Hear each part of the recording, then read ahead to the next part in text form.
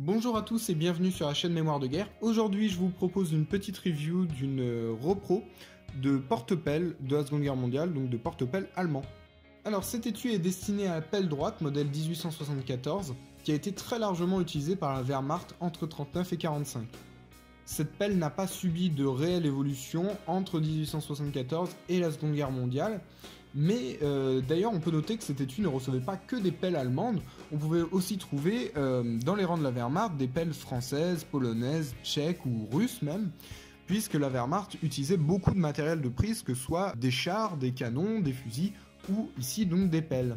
Alors il faut tout de même noter qu'il y a une pelle pliante qui a été adoptée en 1938, un petit peu comme la pelle américaine modèle 43 d'ailleurs, et distribuée dès l'invasion de l'URSS aux troupes, mais elle est moins représentative du conflit que la pelle droite. Donc l'étui en lui-même est d'abord fabriqué en cuir noir, puis à partir de 1942 en carton pressé, appelé Prestov, donc vous en avez un exemplaire devant vous, tout cela dans le but d'économiser du cuir. Alors, vu que le Prestov est un matériau quand même un peu moins solide que le cuir et surtout beaucoup plus rigide, l'étui conserve des sangles et des passants en cuir qui peuvent être bruns ou noirs, voire même avec un panachage des deux couleurs. La copie que vous voyez actuellement a été fabriquée par Vincent Equipment, donc c'est un passionné qui réalise de superbes repros d'équipements allemands, tels des ceinturons, des brelages, des porte-baïonnettes, des pochettes d'accessoires pour NG, etc. Donc comme vous pouvez le voir, l'équipement est très bien fini et très bien réalisé. Le cuir est de très bonne qualité, vraiment je recommande. La partie boucle, alors il me semble que ce sont des stocks de boucles de l'époque qui ont été donc nettoyées et repeintes. Et c'est vraiment la première fois que je vois des repros d'équipements faits en Prestov. Et en plus on note des super marquages à l'intérieur du porte-pelle, ce qui est toujours un petit plus.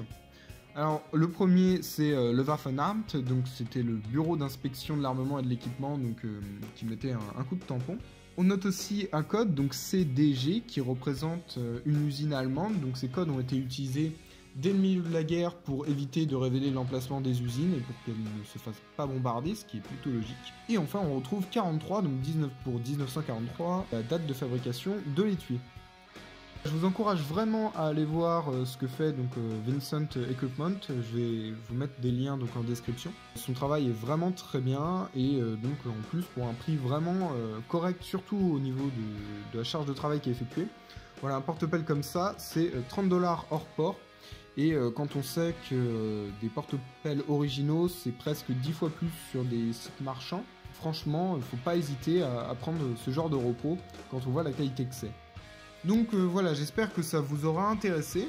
On se retrouve très bientôt pour une autre présentation d'équipements, d'uniformes ou que sais-je. A bientôt sur la chaîne Mémoire de Guerre. Salut!